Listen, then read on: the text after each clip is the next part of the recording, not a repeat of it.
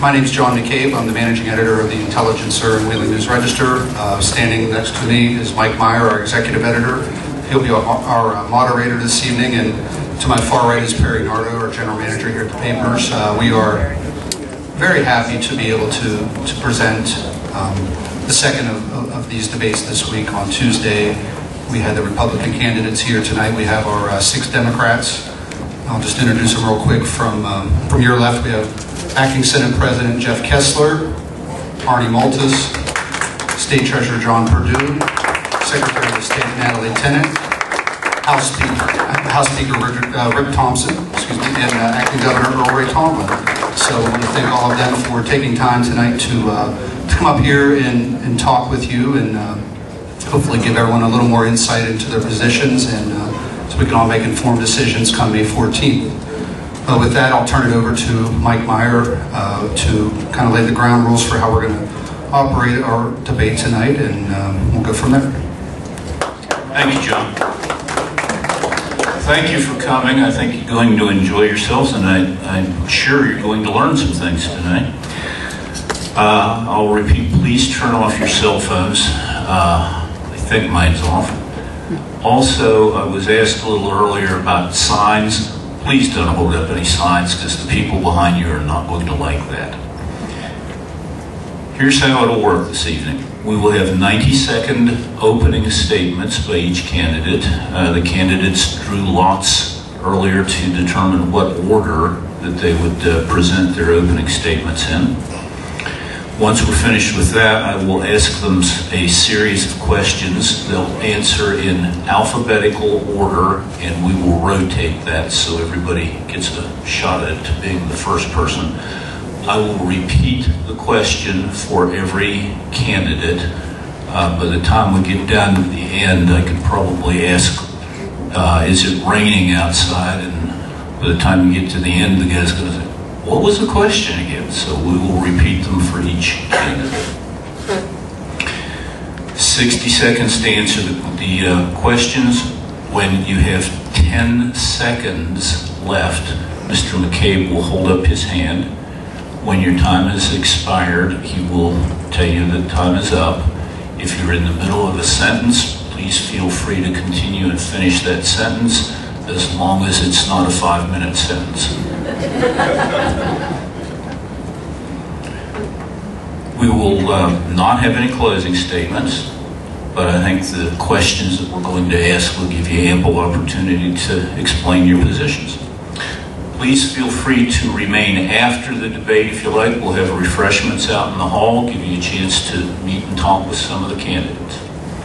With that, I would remind you that the primary election is on May 14th.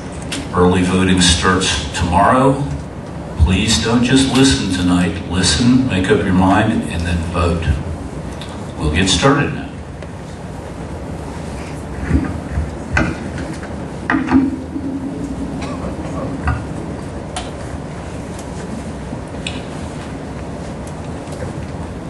Our first opening statement this evening comes from Mr. Tomlin, so if you'd like to proceed. Thank you very much, Mike. Let me just say, first of all, I'd like to thank all of you for coming out this evening. I think it shows that there is interest in this election, and I want to really compliment you for coming out and listening to all of us here today.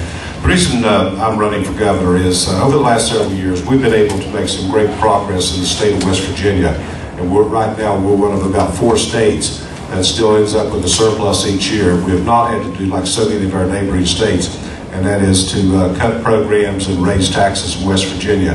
However, we've been doing things in a responsible manner in this state, and I think that's one of the ways that we should continue to do things. We're not giving benefits out there that we cannot afford. We're not spending more money than we can take in, but we are paying down our debt in a responsible manner out there.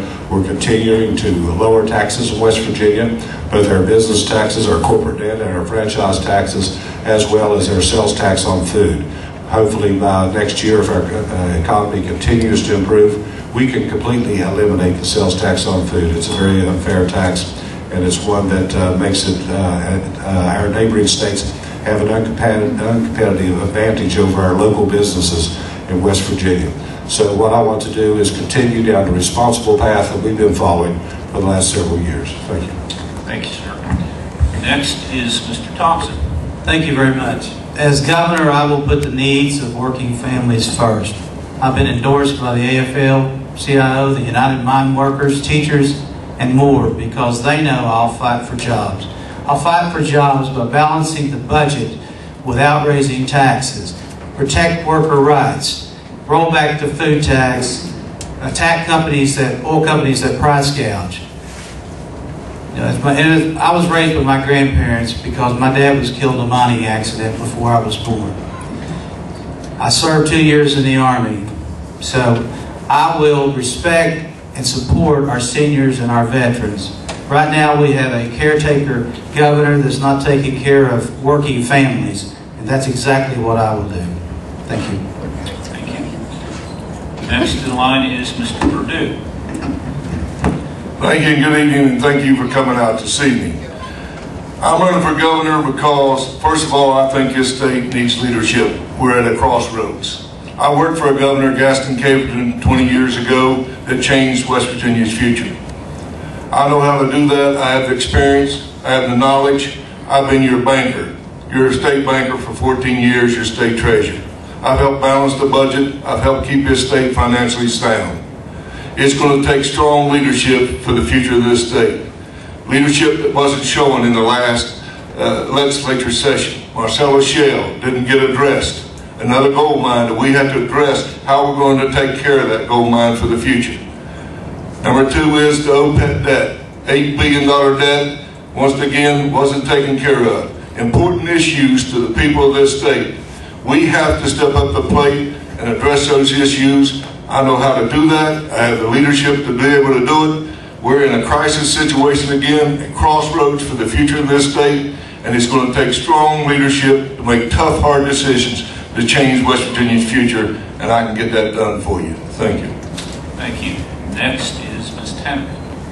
Thank you all for being here. I know folks have said thank you, and thank you for this opportunity to be here to discuss the issues that are addressed and affecting West Virginia.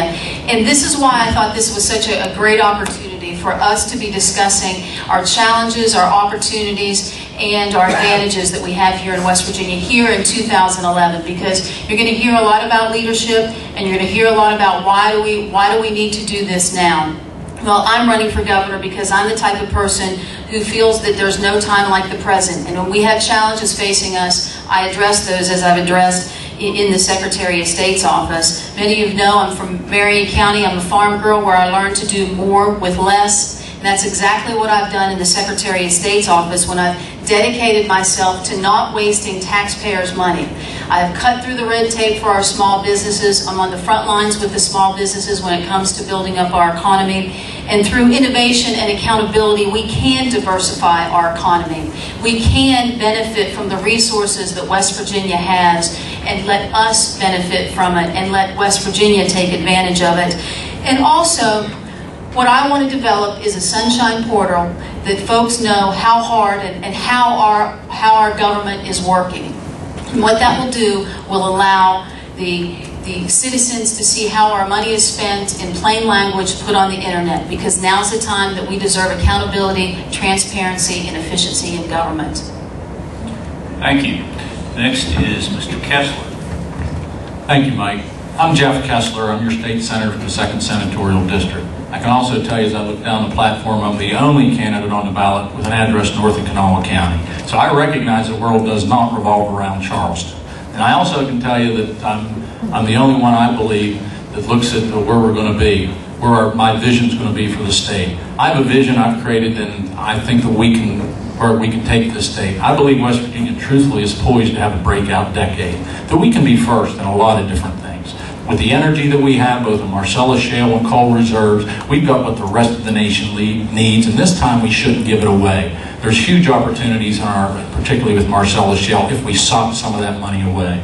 You know, I want to be the 2011 candidate with 2020 vision. I want to tell you, where are we going to be, state, a decade from now? Not a year from now, but a decade from now. There's no reason why we can't have the best health care, have the most rapidly growing economy, and have the best education system. I won't settle for less. People say, well, I've always said leaders lead. And have I led? Yes, I have. We had a med-mal crisis back in like 2003. We addressed it. When workers' comp was broke, we fixed it. When blasting the top of the mountains off in the southern part of the state and damaging the houses, I stopped it. And I'll tell you what, when we needed a domestic relations court, a new one, we created it. And I'll tell you, when we needed sales tax financing done, we passed it so that Cabela's and other projects that helped this area of the state became a reality. And I'll do that as your governor. Thank you. Next is Mr. Moulton. Isn't he a great guy? I love Jim. I'm running for governor because the state is broke. Folks, there's no money, or very little money. I want to give an early Christmas gift to the state. I want to build a power plant between Wheeling and the Eastern Panhandle, and we're going to use that in order to give money to Mr. Perdue and everybody else that needs it. I'm looking at $2 billion a year, and they can use it for the roads, for everything else.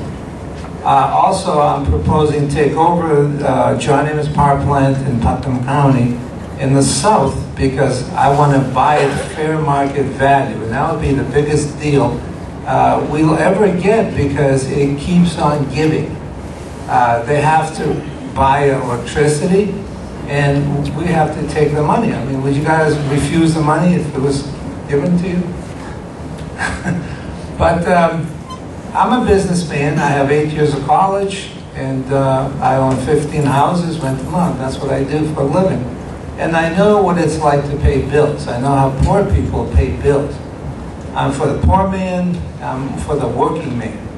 And I think to help them pay the bills is what I'm going to do, because if we're making money selling and just not using electricity, we're ahead of the game. And that's what I want us to be, providers of electricity. Thank you very much. Thank you.